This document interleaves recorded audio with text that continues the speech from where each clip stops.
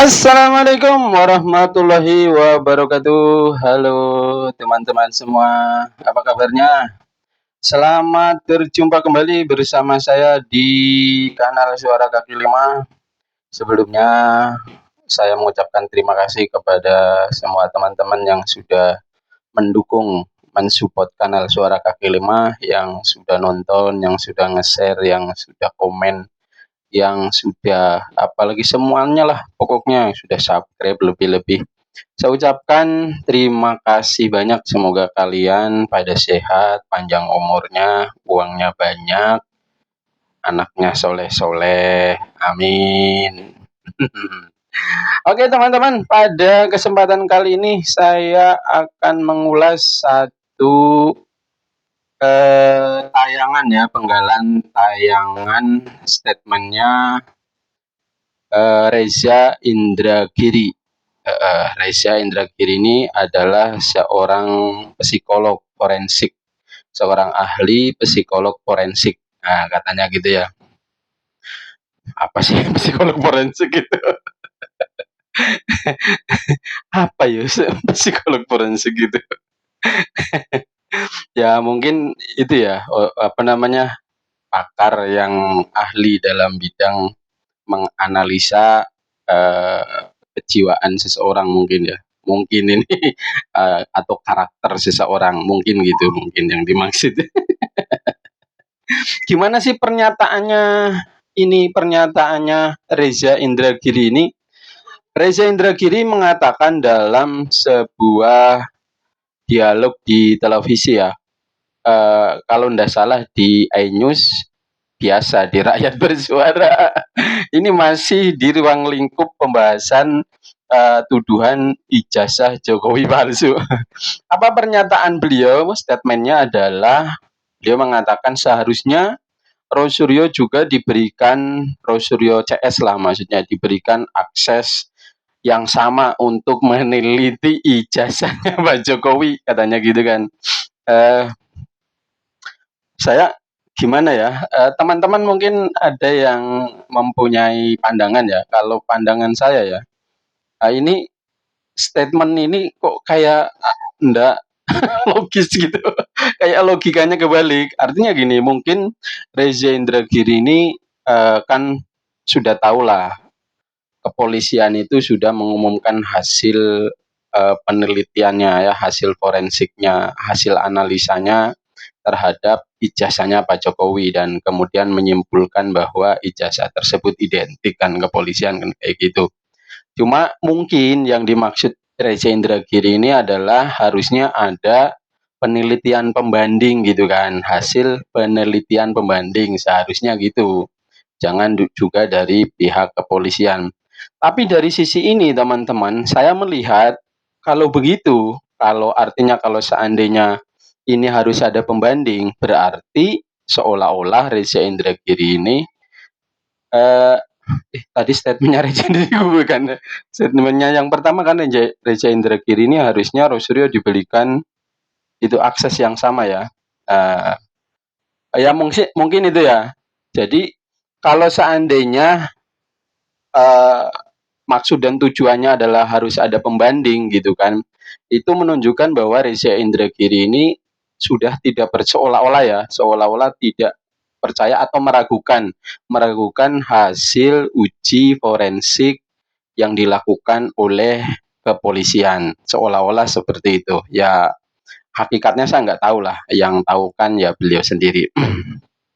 Kemudian teman-teman, logika ini menurut saya aneh ya, logikanya Reza Indragiri ini. Di mana keanehannya, teman-teman? Keanehannya ya adalah yang pertama, Rosuryo itu kan dari awal itu sudah berani mengklaim bahwa ijazahnya Jokowi itu awal itu udah 1000% katanya, bahkan 1000 triliun dan seterusnya lah, ungkapan-ungkapan yang terlalu berlebihan sih menurut saya, karena menunjukkan satu emosional yang apa gitulah, sehingga menggunakan diksi-diksi yang terlalu berlebihan seperti itu, mengklaim bahwa ijazahnya Jokowi itu udah palsu, padahal tanpa akses ke ijazahnya Jokowi yang asli yang dipegang oleh Pak Jokowi itu. Dengan tanpa akses ke ijazahnya Pak Jokowi yang dipegang oleh Pak Jokowi, dia dia saja sudah berani mengklaim bahwa ijazahnya itu palsu. Itu menunjukkan bahwa apalagi kalau diberikan akses, ya udah pasti, udah bisa sangat menyimpulkan bahwa ijazahnya palsu gitu. Uang tanpa mengakses saja dia sudah berani menyimpulkan itu palsu gitu kan. Artinya dalam hal ini tidak perlu lagi akses ke ijazahnya Pak Jokowi, itu tidak perlu lagi sudah. Karena tanpa akses pun dia sudah bisa menyimpulkan itu. Itu ini kan menunjukkan saking hebatnya Rosuryo seolah-olah seperti itu gitu. Artinya sudah nggak perlu lagi akses-akses untuk meneliti ijazah yang dipegang oleh Pak Jokowi. Karena menurut Rosuryo dengan teman-temannya, hanya dengan foto yang diunggah di media sosial saja, dia sudah bisa menyimpulkan itu. Jadi nggak perlu lagi ijazah yang dipegang oleh Pak Jokowi. Nah, ini menurut saya logikanya ya. Kemudian yang selanjutnya, yang kedua, menurut saya sih impossible profesional gitu. Rosuryo seandainya diberikan akses untuk meneliti ijazahnya Pak Jokowi, diberikan katakanlah sudah, ini ijazahnya Pak Jokowi yang dipegang oleh Pak Jokowi, silakan diteliti sepuas-puasnya gitu kan. Ya profesionalitasnya nggak mungkin gitu. Karena dia punya kepentingan, ya apapun hasilnya, ya pasti kesimpulannya sama dengan yang awal. Kesimpulannya adalah palsu menurut saya. Artinya sudah benar, nggak perlu lagi diberikan akses ke sana untuk meneliti ijazahnya Jokowi. Nah, itu yang kedua ya. Yang ketiga, Rosuryo ini kenapa tidak perlu lagi diberikan akses ke sana, atau ya tidak perlu diberikan akses untuk meneliti ijazahnya Jokowi. Perilaku Rosuryo itu tidak mencerminkan seorang peneliti atau seorang akademisi atau seorang ahli ya, atau seorang intelektual lah.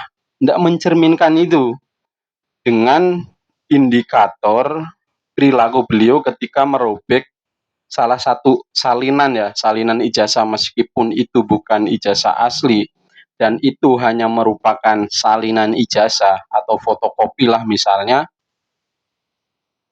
itu beliau itu merobek di satu acara stasiun televisi yang disiarkan secara live. Ini kan menunjukkan eh, satu perilaku yang sangat buruk lah menurut saya.